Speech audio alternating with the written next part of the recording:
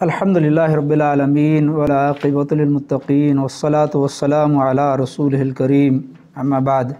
عن ابن عمر رضی اللہ تعالی عنہما ان رسول اللہ صلی اللہ علیہ وآلہ وسلم نہا عن بیع الثمرۃ حتی یبدو صلاحها نہا البائع والمشتری۔ رسول اکرم صلی اللہ علیہ وآلہ وسلم نے اس حدیث مبارکہ میں پھلوں کی بیع کے بارے میں ارشاد فرمایا ہے کہ آپ نے ایسے پھلوں کی بیع سے منع فرمایا ہے حتی یبدو صلاحها کہ وہ ابھی پختہ نہیں ہوئے، پک کر ابھی تیار نہیں ہوئے، کچے پھل ہیں اور ان کی بیع سے منع کیا گیا ہے۔ اور حدیث کے اندر نہى البائع والمشتری، بیچنے والے کو بھی منع کیا گیا کہ وہ نہ بیچے، خریدنے والے کو بھی منع کیا گیا کہ وہ نہ خریدے۔ جبکہ عام طور پر ہی ہم جب دیکھتے ہیں کہ بیچنے والے نے تو بیچ دیا، تو خریدنے والے کو کیوں منع کیا جا رہا ہے کہ وہ بھی نہ خریدے، بیچنے والے بھی نہ بیچے؟ تو یہ اسلام کی حقانیت ہے۔ اسلام خیر خواہی کا دین ہے، اسلام بھلائی کا دین ہے۔ خاص طور پر معاملات میں وہ نہیں چاہتا کہ کسی کے اوپر ظلم ہو، خریدنے والے کے اوپر ہو یا بیچنے والے کے اوپر ہو، کیونکہ یہ پچھلے گفتگو میں بھی ہم یہ بتا چکے ہیں کہ کیونکہ کھانے پینے کا تعلق، حلال حرام کا تعلق انسان کی زندگی سے ہے، اور اسی کھانے پینے کے اوپر اس کی پوری زندگی کا دار و مدار ہے۔ اگر اس کا کھانا پینا ہی حلال نہیں ہے، جائز نہیں ہے، ظلم ہے، زیادتی ہے، تو اس کی پوری زندگی اس سے متاثر ہوگی۔ تو یہ حدیث مبارکہ جہاں ہمیں ایک خرید و فروخت، ایک معاملہ بیع شراء کا ایک طریقہ بتاتی ہے، وہاں ہمیں یہ بھی بتاتی ہے کہ ہم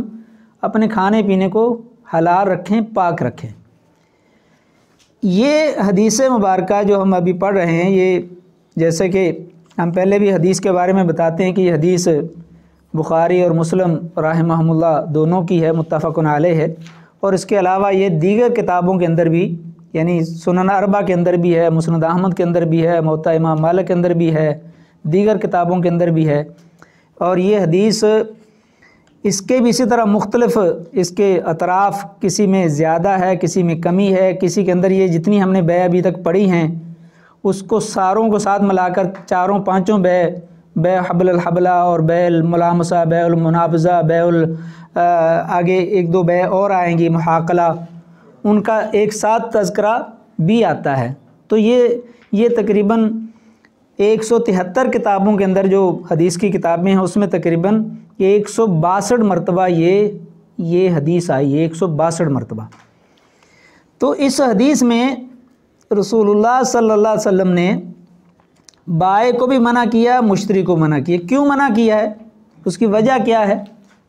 کہ پھل درخت کے اوپر جب تک وہ پک نہ جائے، پکا نہ ہو جائے،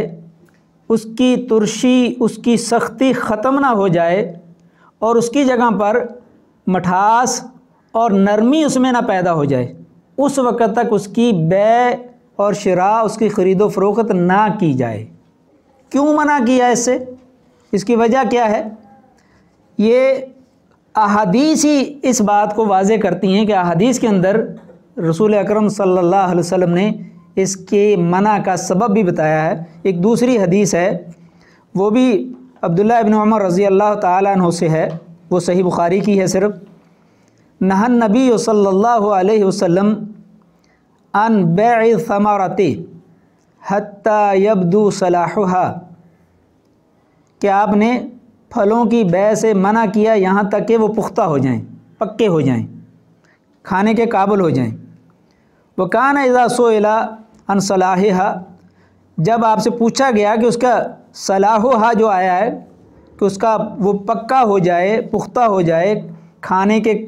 قابل ہو جائے، تو اس سے مراد کیا ہے؟ اللہ کے رسول صلی اللہ علیہ وسلم فرماتے ہیں حتیٰ تذہب آحاتها، عین کے ساتھ ہے، آحاتها آحاتہ، یہاں تک کہ اس کے ضائع ہونے کا جو خطرہ تھا، اندیشہ تھا کہ وہ پھل ابھی کچا ہے، پکا نہیں ہے، پھول ہیں، پھولوں کے بعد جو پھل بنتا ہے وہ ابھی کچا پھل ہے، تو اس سے اس کا ڈر ہے، اندیشہ ہے اس کے اندر کہ اس کو کسی بیماری کی وجہ سے، بارش کی وجہ سے، آندھی کی وجہ سے، کیونکہ جب پھل کچا ہوتا ہے اور ابھی پھول ہی لگا ہوتا ہے تو ان چیزوں سے اس کو نقصان کا اندیشہ بہت زیادہ ہوتا ہے، وہ ضائع ہو سکتا ہے۔ مشتری کو جو منع کیا جا رہا ہے کہ وہ نہ خریدے، کیونکہ بائع کو منع کیا جا رہا ہے کہ وہ بیچے نہ، ایسا پھل بیچے نہ، کیونکہ وہ جو پیسے لے گا وہ اس کے لیے حلال نہیں ہوں گے، کہ اس کو فائدہ نہیں ہے، مشتری کو فائدہ نہیں ہوگا۔ مشتری کو منع کیا جا رہا ہے کہ وہ اپنا مال ضائع نہ کرے، اس کو اس سے انتفاع ہی نہیں ہے، فائدہ ہی نہیں ہے، اس سے اسے کچھ حاصل نہیں ہونا، وہ ضائع ہو گیا، زیادہ تر ضائع ہو گیا، زیادہ نقصان ہوا، تو اس کو منع کیا جا رہا ہے کہ وہ اس کو خریدے ہی نہیں، اور بائع کو منع کیا جائے اس کو بیچے نہیں، کیونکہ اس نے کچھ دیا ہی نہیں ہے، تو کس کے بدلے میں وہ پیسے لے گا۔ آگے اس کی ایک دوسری حدیث کے اندر وضاحت بھی ہے۔ اب یہاں ایک اور حدیث ہے جو سیدنا انس بن مالک رضی اللہ تعالیٰ عنہ فرماتے ہیں کہ رسول اللہ صلی اللہ علیہ وسلم نے انہ نہا عن بیع الثمرۃ حتیٰ یبدو صلاحها وعن النخل حتیٰ یدھو، اللہ کے رسول صلی اللہ علیہ وسلم نے پھلوں کے پکنے سے پہلے اس کے بیچنے کو، اس کے خریدنے کو منع کیا ہے۔ وعن النخل، کھجوروں کو بھی منع کیا ہے، حتیٰ یدھو، یہاں تک کہ وہ ظاہر ہو جائیں۔ وقیل ما یدھو، اس کا ظاہر ہونا کیا ہے، کیا مراد ہے کہ وہ ظاہر ہو جائیں؟ اللہ کے رسول صلی اللہ علیہ وسلم فرمایا یحمار او یصفار، کہ اس کا ظاہر ہونا یہ ہے کہ وہ، کیونکہ کھجوروں میں پہلے سرخ رنگ آتا ہے، پہلے پھول ہوتا ہے، پھول سے پھر وہ ایک دانہ سا بنتا ہے، دانے کے بعد وہ سرخ ہوتے ہیں، پھر اس کے بعد وہ پیلے ہوتے ہیں، کھجور پیلی ہوتی ہے۔ جب سرخ ہو جائے تو پھر اس کے ضائع ہونے کا اندیشہ کم از کم ہو جاتا ہے، اس سے پہلے اس کے ضائع ہونے کا اندیشہ زیادہ ہوتا ہے۔ اس لیے کہا جا رہا ہے کہ اگر خریدنا ہی ہے، آپ نے پھل خریدنا ہے، باغ کا کسی درخت کے اوپر لگا ہوا پھل آپ خریدنا چاہتے ہیں، اس درخت کو خریدنا چاہتے ہیں، تو اس کے پھل کے ظاہر ہونے سے پہلے، پکا ہونے سے پہلے، پختہ ہونے سے پہلے نہ خریدیں، کیونکہ اس میں اس کے مال ضائع ہونے کا خطرہ ہے، اندیشہ ہے کہ اس کا جو اس نے مال لگایا ہوگا اس کے اوپر، جتنے کا خریدا ہوگا اتنے کا وہ بکے گا نہیں، یا اتنا اس کو ملے گا نہیں۔ تو اس کی وضاحت دیگر احادیث کے اندر بھی ہے کہ یہ جو پھل ہے جو انسان خرید رہا ہے، اس کی جو میں نے ابھی بات کی ہے کہ وہ کس ذریعے سے، کس طرح وہ اس کو مال اپنے لیے حلال کرے گا، اس کی ایک دوسری حدیث کے اندر ہے جو مسند شافعی کے اندر بھی ہے اور مسلم، صحیح مسلم کے اندر بھی ہے حدیث، وہ یہ ہے کہ وہ بھی انس بن مالک رضی اللہ تعالیٰ عنہ سے روایت ہے کہ رسول اللہ صلی اللہ علیہ وسلم نے نہا عن بیع الثمرۃ حتیٰ تزہا، رسول اللہ صلی اللہ علیہ وسلم نے پھلوں کی بیع سے منع کیا یہاں تک کہ ان کا پکنا واضح ہو جائے، ظاہر ہو جائے، تزہا، یہ مسند شافعی کی روایت ہے۔ قیل یا رسول اللہ وما تزہا، اس کا پکنا ظاہر ہونا کیا ہے؟ رسول اللہ صلی اللہ علیہ وسلم نے فرمایا حتیٰ تحمرہ، جو ابھی ہم پیچھے بھی پڑھ چکے ہیں کہ وہ سرخ ہو جائے۔ ایک روایت کے اندر تحمرہ بھی ہے اور ساتھ میں او تصفرہ بھی ہے، تحمرہ تصفرہ، پہلے سرخ ہوتی ہیں کھجوریں، اس کے بعد وہ پیلا ہوتی ہیں۔ اور آپ صلی اللہ علیہ وسلم نے یہ بھی ساتھ میں ارشاد فرمایا ارأیتم اذا منع اللہ ثمرۃ، کیا تم غور نہیں کرتے، کیا تم دیکھتے نہیں، اگر اللہ نے اس کا پھل منع کر دیا، اللہ کی طرف سے اس کا پھل ہی نہیں لگا، آپ نے درخت خرید لیا، ابھی اس کے پھول نہیں آئے پوری طرح، یا آئے ہیں تو بہت تھوڑے آئے ہیں، آپ نے اس کا پھل ظاہر ہونے سے پہلے درخت خرید لیا، ایک پورا باغ خرید لیا آپ نے، اور اللہ کی طرف سے اس میں کچھ لگا ہی نہیں، پھل ہی نہیں آیا، یا بہت کم ہوا، جتنی اس نے قیمت دی تھی اس سے اس کے قریب ہی نہیں ہے، تو پھر کیا ہوگا؟ آپ نے فرمایا کہ ارائیتم اذا منع اللہ ثمرۃ فبما یأخذ احدکم مال اخیہ، کہ اگر اللہ کی طرف سے اس پر پھل ہی نہیں آیا تو کیسے ایک آدمی کو جائز ہوگا کہ وہ اپنے بھائی کے مال کو حاصل کرے؟ کیونکہ بھائی نے تو پیسے لے لیے اپنے اور پھل آیا نہیں، تو اب بھائی کے لیے کیسے جائز ہے کہ وہ اپنے بھائی جو اس نے خریدا ہے، اس کا بھائی ہے، مسلمان بھائی ہے،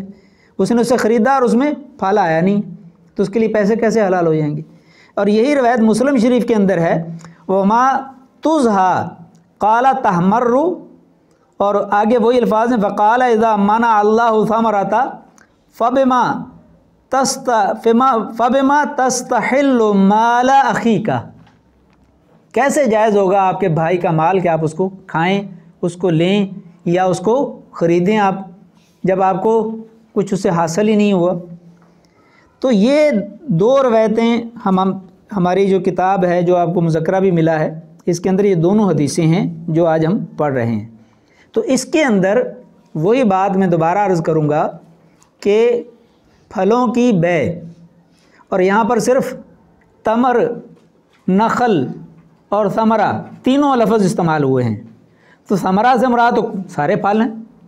نخل سے مراد صرف کھجور ہے، تمر سے مراد بھی کھجور ہیں، اس میں اور یہ تحمرہ اور تصفرہ، اس سے بعض لوگوں نے یہ لیا ہے کہ یہ صرف کھجور کے باغ کی بے، خرید و فروخت، بے شراء منع ہے، باقیوں کا نہیں ہے۔ لیکن غالباً ان کی نظر سے دوسری حدیثیں نہیں گزری جس کے اندر وضاحت ہے، جس کے اندر پوری وضاحت ہے۔ یہ ایک حدیث کی کتاب ہے، غایۃ المرامی فی تخریج احادیث الحلال والحرام، شیخ البانی کی کتاب ہے غایۃ المرامی فی تخریج احادیث الحلال والحرام، 370 نمبر حدیث ہے۔ اس کے اندر اس کی واضح طور پر وضاحت ہے،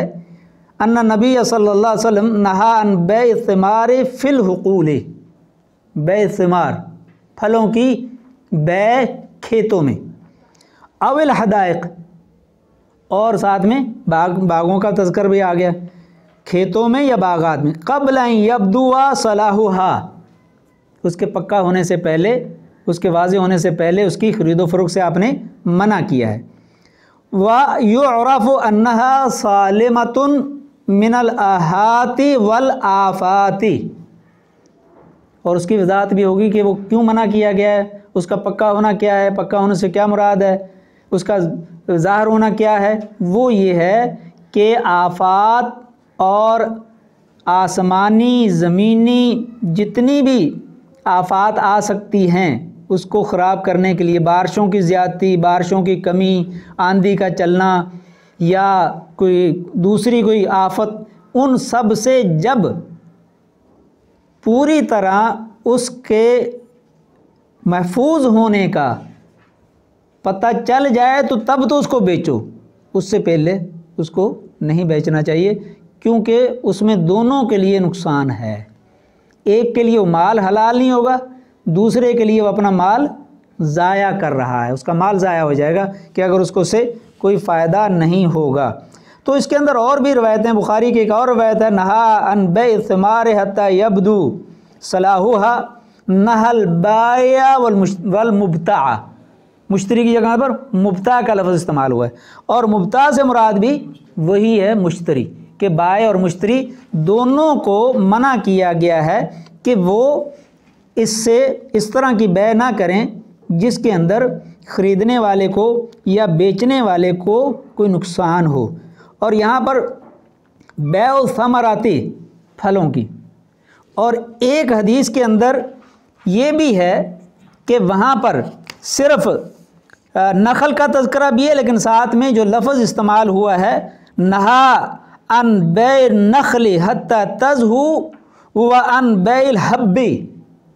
حب میں تو ساری چیزیں آ جاتی ہیں، جن دانا، بیل حب حتی یشتد وعن بیل عنب حتی یسود، صحیح ابن حبان کی یہ روایت ہے کہ اس کے اندر آپ نے نخل یہاں تک کہ وہ واضح ہو جائے، یعنی کھجور واضح ہو جائے، اس سے بھی منع کیا، وعن بیل حب، اور غلہ دانہ جس کے اندر دانہ بنتا، وہ دانے میں ساری جن سے آ جاتی ہیں، گندم بھی آ جاتی ہے، دوسری چیزیں بھی آ جاتی ہیں، اور یہاں پر یہ بھی کہا کہ کھجور کے ساتھ ساتھ انگور کا تذکرہ بھی کیا، وان بیل عنب حتی تسود، اور حب جو ہے دانہ جو ہے وہ پکا ہو جائے، پختہ ہو جائے، اور انگور وہ سیاہ ہو جائے، کیونکہ اس کا پکنا جو ہے وہ سیاہ ہونا ہوتا ہے، اس کا رنگ جو ہے سیاہی مائل ہو جاتا ہے، تو وہ اس وقت اس کے بعد اس میں جتنے بھی اندیشے ہوتے ہیں کہ وہ ضائع ہو جائے گا، وہ اس میں نقصان ہو جائے گا، ان سب سے وہاں پر اس کو امان مل جاتی ہے، اس میں محفوظ ہو جاتا ہے، اس کا پیسہ ضائع نہیں ہوگا۔ تو اب اس سے ہمارا یہ مسئلہ واضح ہو گیا کہ صرف کھجور یا انگور یا خاص پھل نہیں، اس میں تمام پھل اور تمام غلہ جات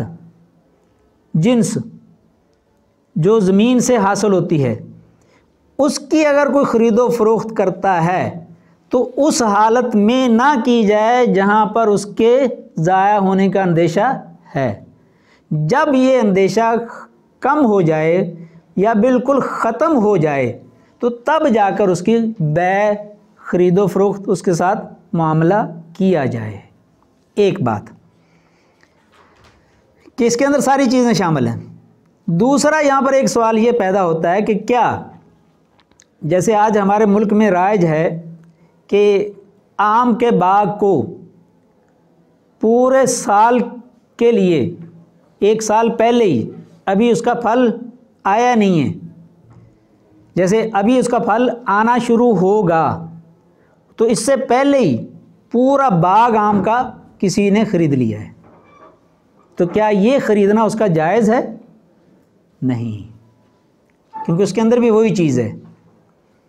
اگرچہ یہاں آم کا تذکرہ نہیں ہے، کھجور کا اور انگور کا ہے، لیکن یہ حدیثیں آپ کے سامنے میں نے بیان کی ہیں، اس سے یہ پتہ چلتا ہے کہ اس کے اندر تمام قسم کے پھل، غلہ جات شامل ہیں ان احادیث میں، کہ ہر وہ غلہ، ہر وہ پھل جس میں، اور آپ دیکھتے ہیں کہ آم تو عام طور پر ان دنوں میں آندیاں وغیرہ چلتی ہیں بہت زیادہ، اس میں نقصان ہو جاتا ہے، تو اس کو اس طرح پورے باغ کو خریدنا کرائے پر، اجرت پر، ٹھیکے پر، وہ صحیح نہیں ہے۔ اور اسی طرح صرف پھل خریدنا وہ بھی صحیح نہیں ہے۔ ہاں ایک شکل صحیح ہے، وہ کون سی ہے؟ وہ یہ ہے کہ کوئی آدمی جیسے زمین کرائے پر لی جاتی ہے، ٹھیکے پر لی جاتی ہے سال کے لیے، 2 سال کے لیے، سال کے لیے یا 2 سال کے لیے، وہ اور اس میں پھل بھی ہیں، پودے بھی ہیں، کوئی باغ بھی ہے کسی چیز کا، تو وہ آپ نے پودے بھی اور اس کی زمین بھی، وہ دونوں چیزیں آپ نے 1 سال کے لیے اس سے اجرت پر، کرائے پر، اجارہ پر، آدھے پر، بعض دفعہ آدھا بھی ہوتا ہے، جس کا باغ ہے محنت آپ کریں گے ساری اور زمین بھی آپ کاشت کریں گے، اس میں سے آپ لیکن اس میں طے ہوگا کہ اس میں کام کرنے والے کی اجرت کتنی ہوگی، اور جو مالک ہے اس باغ کا وہ اس کو نفع کتنا ہوگا، وہ واضح ہونا چاہیے۔ تو اس طرح اگر زمین کے ساتھ باغ 1 سال کے لیے کوئی لیتا ہے تو پھر وہ جائز ہے، کیوں؟ اس کے اندر بھی اندیشہ تو وہ ہے کہ ابھی پھل آیا ہی نہیں ہے، اس حدیث کے اندر ہے کہ آپ پھل آنے سے پہلے، یہاں بھی تو پھل تو نہیں آیا،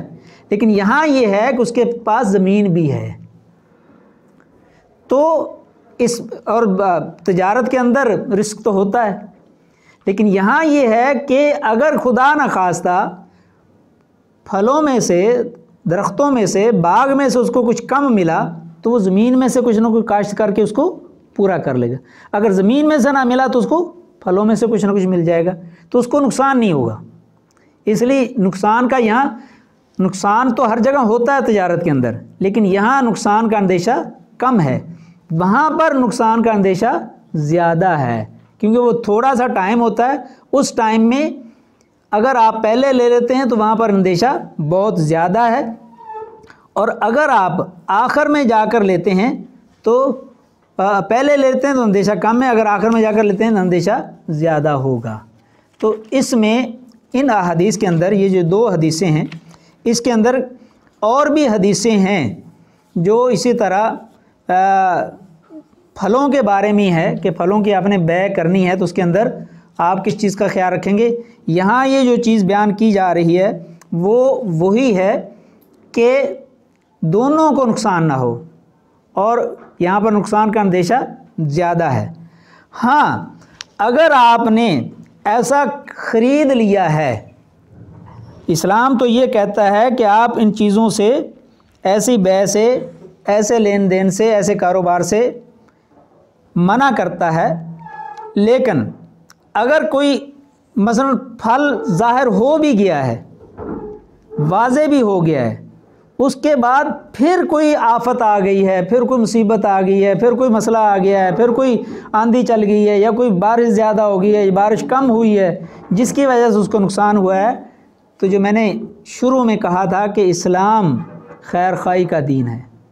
اسلام ایک دوسرے سے بھلائی چاہتا ہے. تو حدیث مبارکہ ہے جو صحیح مسلم کی ہے, جابر بن عبداللہ رضی اللہ تعالیٰ عنہ اس کے راوی ہیں کہ رسول اللہ صلی اللہ علیہ وسلم نے فرمایا لو بعت من اخیک ثمرا, اگر آپ نے اپنے بھائی کو کوئی پھل بیچ دیا ہے, فاصابتہ جایۃ, تو اس کو کوئی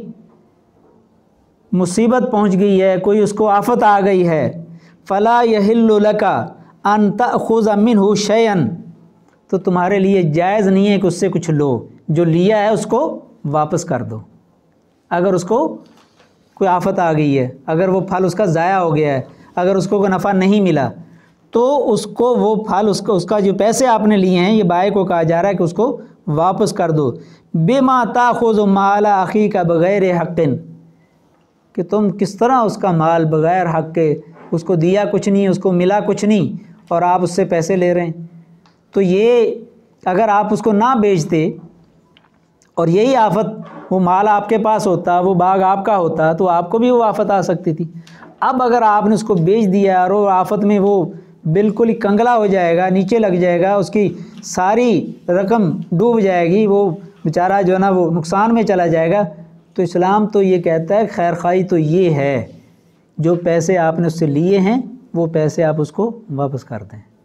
یا جتنا اس کا نقصان ہوا ہے اتنا اس کا پورا کر دیں, یا اس کے ساتھ تعاون کریں اتنا کہ اس کا نقصان کم از کم ہو. کیونکہ آپ تو باغ کے مالک ہیں, آپ کو تو اگلے سال پھر مل جائے گا, اس نے تو کام ہی یہ کرنا تھا,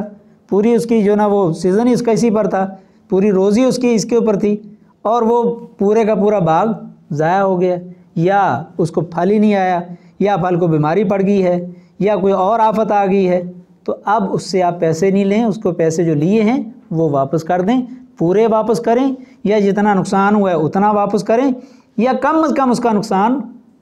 جتنا اس کا کم نقصان ہو سکتا ہے اتنا کریں. یہ ہے دین, یہ ہے اسلام, جس کو لوگوں نے بدنام کیا ہوا ہے کہ اسلام پتہ نہیں کیسا ظالمانہ نظام ہے, اس کے اندر بہت سخت قوانین ہیں. اسلام تو خیر خواہی کا دین ہے, بھلائی کا دین ہے. یہاں حالانکہ اس نے تجارت کر لی ہے, سودا ہو گیا ہے, خرید و فروخت ہو گئی ہے, لیکن پھر بھی اسلام کہتا ہے کہ اگر اس کو نقصان ہوا ہے تو آپ اس کے ساتھ بھلائی یہ کریں کہ اس کے پیسے واپس کر دیں. یہ یہاں تک ہماری یہ جو آج کی 2 حدیثیں تھیں وہ تو ہماری مکمل ہو گئی ہیں. ایک حدیث اور ہے, وہ حدیث بھی عبداللہ بن عمر رضی اللہ تعالی عنہما کی ہے. نہا رسول اللہ صلی اللہ علیہ وسلم عن المزابنتی, رسول اکرم صلی اللہ علیہ وسلم نے بیع مزابنہ سے منع کیا ہے. مزابنہ کیا ہے؟ ان یبیع ثمر حائطہ ان کان نخلا بتمر کیلا وان کان کرما یبیعہ بزبیب کیلا. وَإِنْ كَانَ ذَرْعًا أَنْ يَبِيعَهُ بِكَيْلِ طَعَامٍ وَنَهَى عَنْ ذَلِكَ كُلِّهِ اخرجہ الامام البخاری رحمہ اللہ۔ بیع مزابنہ سے منع کیا اللہ کے رسول صلی اللہ علیہ وسلم نے۔ بیع مزابنہ کیا ہے؟ بیع مزابنہ یہ ہے کہ خشک کھجوروں کے بدلے رطب تر کھجوروں کو خریدنا، اور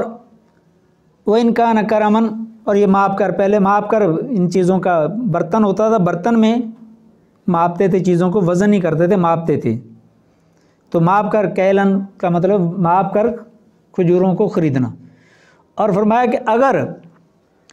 انگور ہو، کرم انگور کو بھی کہتے ہیں،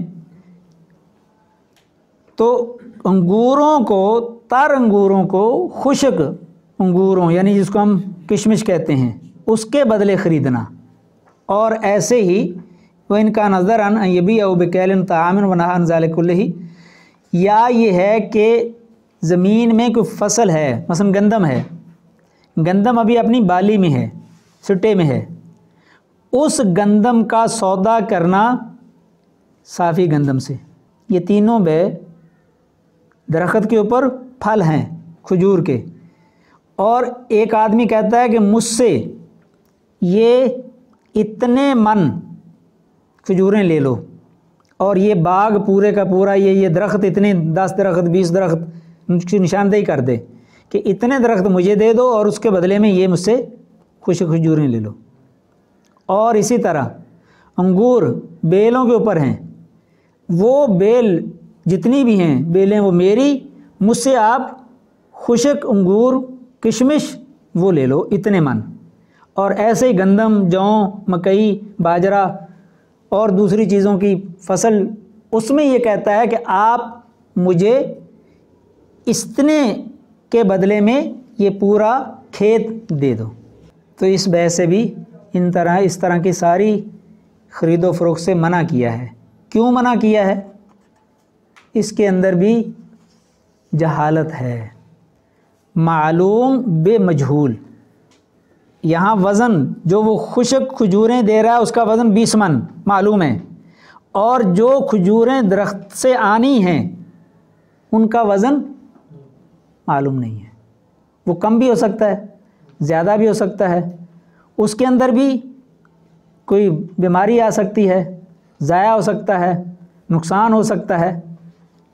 تو حکم یہ ہے کہ جب وہ کھجوریں اتر جائیں تو اس کو کھجوروں کے بدلے کھجوریں وزن برابر، مثل بمثل، ید بید، یہ آگے حدیثیں آ رہی ہیں، برابر، نقدی، ادھار بھی نہیں، فوراً، اور وزن بھی ایک، جنس بھی ایک۔ اگر جنس ایک ہے تو برابر ہوگی، جنس مختلف ہو تو اس میں اونچ نیچ ہو سکتی ہے۔ کھجور کو کھجور کے بدلے اسی وزن کی بیچیں گے، بھلے کھجوروں کی قسم مختلف ہو، ایک اچھی کھجور ہے ایک ہلکی کھجور ہے، تو کھجور کے بدلے کھجور ہی بیچیں گے اور وزن بھی پورا بیچیں گے، اور فوراً ید بید فوراً دیں گے، ادھار نہیں ہوگی کہ آج مجھ سے آپ اب جو ہے نا وہ خشک کھجوریں آج مجھے 10 من دے دیں اور میں آپ کو 6 مہینے کے بعد 12 من دوں گا، یہی وہ سود ہے۔ یہ آگے اس کی وضاحت آ رہی ہے، اور اس حدیث کی اور اس کے ساتھ 1-2 حدیثیں اور ہیں، اور یہ حدیث بھی اس کے ساتھ جو اگلی حدیث ہے اس کو ملا کر ہم اگلے کلاس کے اندر انشاءاللہ پڑھیں گے۔ اور اس کے بعد اسی کھجوروں کو اس طرح بیچنا منع ہے، لیکن ایک شکل ایسی ہے جس میں ان کھجوروں کو کھجوروں کے بدلے، خشک کو تر کے بدلے بیچنا جائز ہے، وہ ایک استثناء ہے، وہ ایک استثنائی صورت ہے، وہ ایک خاص حالات میں آپ نے جائز قرار دیا ہے۔ تو وہ کون سی استثنائی صورت ہے وہ انشاءاللہ ہم اگلی کلاس کے اندر اس کو پڑھیں گے تفصیل کے ساتھ۔ اللہ سے دعا ہے کہ اللہ تعالی ہمیں قرآن و سنت کے مطابق ہمارے جتنے بھی معاملات ہیں اس کو چلانے کی اور اس پر عمل کرنے کی اللہ تعالی ہمیں توفیق عطا فرمائے۔ وآخر دعوانا الحمدللہ رب العالمین۔